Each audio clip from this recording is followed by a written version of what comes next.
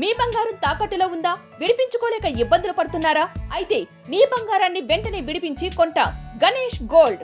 మీరు సంప్రదించాల్సిన ఫోన్ నంబర్లు 9160-266-916, 8712619507. శ్రీ గురుభ్యో నమః. శ్రీమాత్రే నమః. ఈ రాశి ఫలాలు ఎప్పటి వరకు అంటే దసరా వరకు ఈ రాశి ఫలాలు వ్యాలిడ్. ఇప్పుడు చెప్పేటువంటి రాశి ఫలాలు అప్ టు దసరా వరకు, అక్టోబర్ వరకు, అంటే ఆగస్టు సెప్టెంబరు ఈ 2 monthsకి అయితే ఈ యొక్క రాశి ఫలాలు వ్యాలిడ్ ఉంటాయి. కాబట్టి చెప్పేది జాగ్రత్తగా వినండి. ఎందుకోసమంటే గురుగ్రహం మళ్ళీ అక్టోబర్లో మారుతాడు, నవంబర్లో మారుతాడు. గురుగ్రహం మారేంత వరకు ఈ రాశి ఫలాలు వర్తిస్తాయి. ఎవరెవరికో చెప్తాను వినండి. ముఖ్యంగా ప్రధానంగా ఫస్ట్ మేషరాశి వారికి ఏలినాటి శని ప్రారంభమైనా కూడా మీకు గురువు అనుగ్రహం కలుగుతుంది. గురువు 3వ స్థానం లోపలికి వచ్చాడు కాబట్టి కాస్త గురువు అనుగ్రహం కూడా మీకు కలిగే అవకాశం ఉంటుంది. కాబట్టి తర్వాత మీకు 11వ స్థానం లోపలికి రాహు వచ్చాడు కాబట్టి నెగిటివ్స్ కొంచెం తగ్గుతాయి. మీరు నెగిటివ్ని అట్రాక్ట్ చేయకుండా ఉంటే చాలు. మీరు నెగిటివ్ వైపు ప్రయాణం చేయకండి.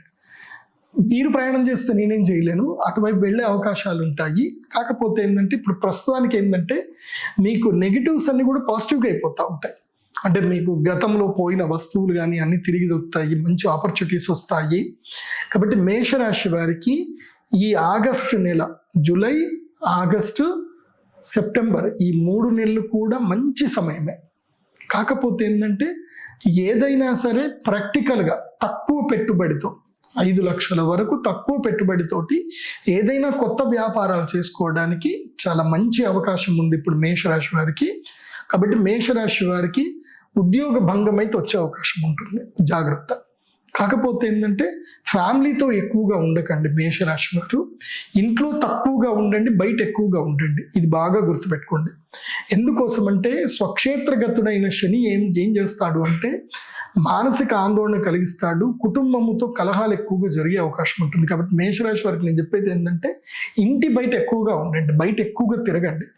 వీలైతే పంచభూత శివలింగ దర్శనం చేసుకోండి. మేషరాశి వారికి ఈ టైం కొంచెం అనుకూలమైన టైమే. వ్యాపారము ప్రారంభం చేయవలసిన టైం ఇది.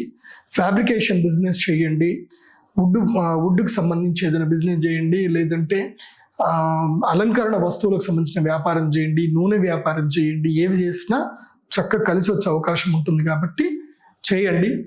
అప్పు మాత్రం అంటే తాహతకు మించిన అప్పు అయితే చేయకండి. మ్యాక్సిమం 80 పైసల నుంచి రూపాయి వడ్డీ, అంతకు మించి ఎక్కువ వడ్డీ ఉండే అప్పు మాత్రం చేయకూడదు. కానీ చక్రవడ్డీ అయ్యే అవకాశం ఉంటుంది కాబట్టి ఎక్కువగా అప్పు చేయకండి. మీ లిమిట్ ఎంత ఉందో, మీరు ఎంత సంపాదిస్తారో ఆ సంపాదనలో మీరు ప్రతి నెల ఒక 20% మాత్రమే ఈఎంఐ కట్టుకునేంతగా ఉంటే ఎంత మాత్రమే అప్పు చేయండి.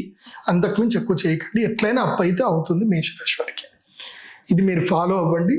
ఇంకోటి ఏంటంటే ధనత్రయోదశి రాబోతుంది కాబట్టి మేషరాశి వారు సిద్ధంగా ఉండండి ధనత్రయోదశి కోసం అని చెప్పి. మహాలక్ష్మి యాగం చేసుకుంటే కనుక ఉపశమనం ఉండే అవకాశం ఉంటుంది.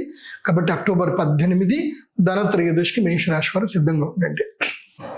సో మేషరాశి వారు తప్పకుండా కృష్ణ అంగారమాల, కృష్ణ స్ఫటికమాల అంటారు, ఇది తప్పకుండా మెడలో ధరించండి. ఎలాంటి నెగిటివ్ మిమ్మల్ని అట్రాక్ట్ చెయ్యదు. ఇప్పుడు నెగిటివ్ అట్రాక్ట్ చేసే టైం కాబట్టి మేషరాశి వారందరూ కూడా కృష్ణ స్ఫటికమాలను 7.5 సంవత్సరాలు మీ మెడలో ధరించి ఉండాలి. ఒక్కసారి తీసుకుంటే చాలు, 7.5 సంవత్సరాలకి కృష్ణ స్ఫటికమాల మీకు ఉపయోగపడుతుంది. కాబట్టి మేషరాశి వారు ఇది మిస్ చేసుకోవద్దు. తప్పకుండా కృష్ణ స్ఫటికమాల ధరించండి. తప్పకుండా వెంకటేశ్వర స్వామి, సంవత్సరానికి ఒకసారి కలియుగ ప్రత్యక్ష దైవము శ్రీ వెంకటేశ్వర స్వామి వారికి కాలినడకన వెళ్ళే ప్రయత్నం చేయండి, అంత మేలు జరుగుతుంది. శ్రీ విశ్వావసునామ సంవత్సరములో చంద్రగ్రహణం ప్రత్యేకంగా ఒక్కసారి మాత్రమే, అంటే మన హిందూ క్యాలెండర్ ప్రకారం చూసుకుంటే 2 సంవత్సరాలు, జనరల్ క్యాలెండర్ ప్రకారం చూసుకుంటే మాత్రం ఒక్కసారి. దక్షిణాయన పుణ్యకాలములో ఈ యొక్క చంద్రగ్రహణం రాబోతుంది. దక్షిణాయనములో చంద్రగ్రహణం రావడం వల్ల ఒక మంచి బెనిఫిట్ ఉంటుంది. దక్షిణాయనములో దేవతలు ప్రధాన కాలము అంటారు.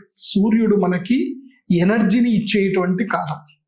ప్రధాన కాలంలో చంద్రగ్రహణం సంభవించినప్పుడు ఎవరైతే గనక ఈ చంద్రగ్రహణము జరిగేటువంటి కాలములో చంద్ర అమృత సిద్ధి తంత్రం అనేటువంటి ఒక యాగం ఉంటుంది.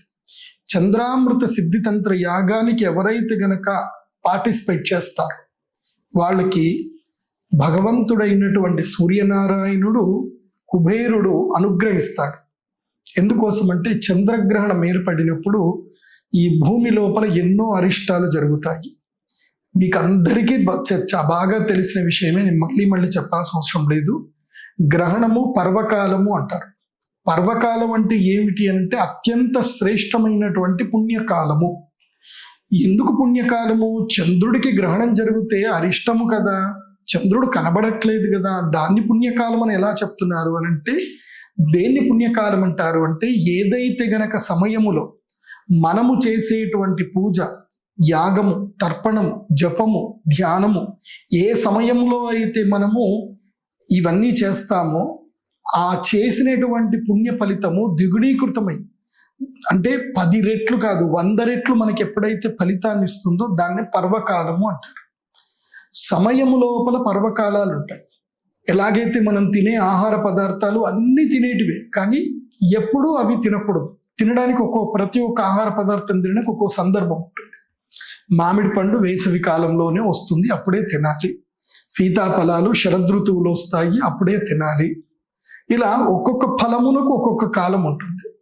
అలాగే గ్రహణము కూడా అద్భుతమైన ఫలితాలు, అంటే అదృష్టయోగము, రాజయోగం ఇచ్చేటువంటి కాలము గ్రహణ కాలం. ఏం చేస్తారు అంటే గ్రహణ సమయంలో సాధన చేస్తారు. అంటే కొన్ని రకాలైనటువంటి శక్తులు కావాలనుకున్నటువంటి లైక్ శుద్ర శక్తులు ఏవైతే ఉంటాయో వాళ్ళు సాధన చేస్తారు. ఆ శుద్ర శక్తుల సాధన ఉంటుంది, అలాగే సాత్విక శక్తి సాధన కూడా ఉంటుంది. సాత్విక శక్తి సాధన అవ్వాలి అని అంటే ఏమిటంటే మనము ఈ యొక్క నేను చేసేటువంటి తంత్రం, నాకు తెలిసి అవి కూడా ఉంటాయి, క్షుద్ర క్రియలు కూడా చేసేటట్టుంది. సో కొంతమంది రురుభైరవ తంత్రం అని, కొంతమంది రురుభైరవ తంత్రం అని, రుద్రయామల తంత్రం అని చెప్పి అవి శుద్ర శక్తులు కాదు, వామాచార శక్తులు కొన్ని ఉంటాయి. వాళ్ళు కొన్ని కేటగిరీలో చేస్తారు, అఘోరీస్ చేస్తారు.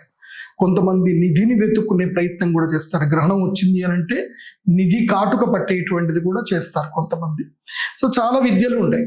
అవన్నీ మనం ఎంత తెలుసుకున్నా తక్కువ తెలుసుకుంటే మంచిది. ఎందుకోసం అంటే మనకు అంత అవసరం లేదు.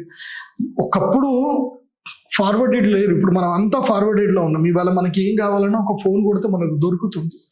సో నిధులు వెతుక్కోవడానికి మనకి ఇప్పుడు ఏమి కాళ్ళకి కాటుక పెట్టుకొని వాటికి వెళ్ళాల్సిన అవసరం లేదు. ఇప్పుడు మిషన్లు దొరుకుతున్నాయి, ఆ మిషన్లతో వెళ్ళిపోయిన మెటల్స్ కన్నా మనకు దొరికిపోతున్నాయి.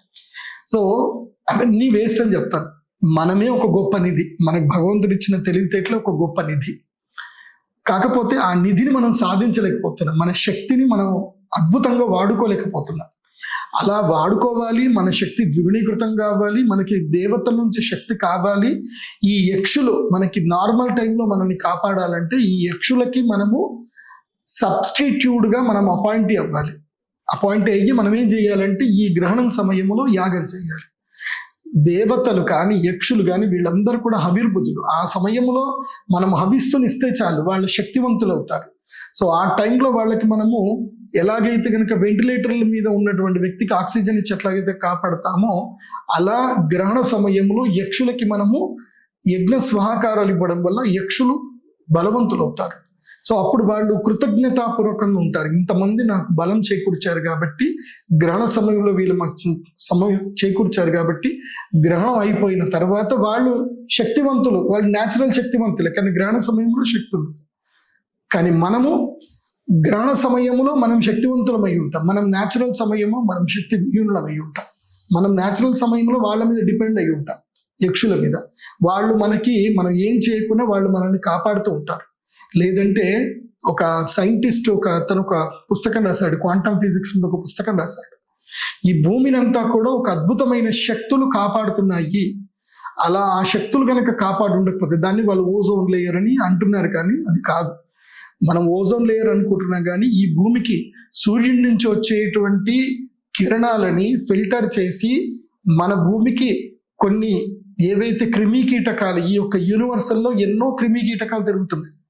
ఆ క్రిమి కీటకాలు ఏవి మన భూమికి వైరస్లు రాకుండా, అది కాకుండా మనకి ఒక లెవెల్ వరకు మాత్రమే మనకి శబ్దం వినిపిస్తుంది, ఒక లెవెల్ వరకు మాత్రమే మనం శబ్దాన్ని తట్టుకోగలుగుతాం. ఈ భూమి మీద కొన్ని శక్తులు ఆ శబ్దాన్ని కంట్రోల్ చేస్తున్నాయి. ఇప్పుడు చీమలు మాట్లాడుకుంటాయి, పక్షులు మాట్లాడుకుంటాయి, ఈగలు మాట్లాడుకుంటాయి, దోమలు మాట్లాడుకుంటాయి. వాటి శబ్దం వాటిదే, వాటి ఫ్రీక్వెన్సీ వాటిదే. మన ఫ్రీక్వెన్సీ మనం వేరు, మన ఫ్రీక్వెన్సీలో మనకి ఎనర్జీ చేస్తున్న శక్తులు వేరు. సో ఇవి వింటే మీకు అర్థమవుతుంది, అంటే ఈ యూనివర్సల్ని, ఈ ప్రపంచాన్ని కొన్ని శక్తులు కాపాడుతూ ఉన్నాయి అనేది మనకు అర్థమైపోతుంది. అలాగే ఈ గ్రహణ సమయంలో ప్రత్యేకంగా తేనె తమలపాకుతో ఒకటి ఇవ్వడం జరుగుతుంది. వచ్చేటప్పుడు అందరూ 100 తమలపాకులు తీసుకొని రండి. సో తమలపాకులు తీసుకొని వస్తే నేను తమలపాకులు మంత్రించి తేనె ఇచ్చి నా చేతితోటి ఇస్తాను. అమ్మవారికి తేనెతో అభిషేకం చేస్తాం కాబట్టి సో ఆ తేనె అందరికీ కూడా ప్రసాదంగా వస్తుంది కాబట్టి తేనె తమలపాకు ఇస్తాము, లవంగం పెట్టిస్తాం. అది ఒక్కటి గ్రహణ సమయంలో గనక గ్రహణం అయిపోయిన తర్వాత తింటే దాని ఎనర్జీసే వేరు, అద్భుతంగా ఉంటుంది. కాబట్టి అది అందరూ కూడా మీ దగ్గరికే తెచ్చిస్తారు, ఎవరు కూడా క్రౌడ్లో ఇబ్బంది పడాల్సిన అవసరం లేదు. సో ఇది చంద్రగ్రహణానికి సంబంధించిన వివరణ. సర్వే జనా సుఖినో భవంతు. శ్రీమాత్రే నమః.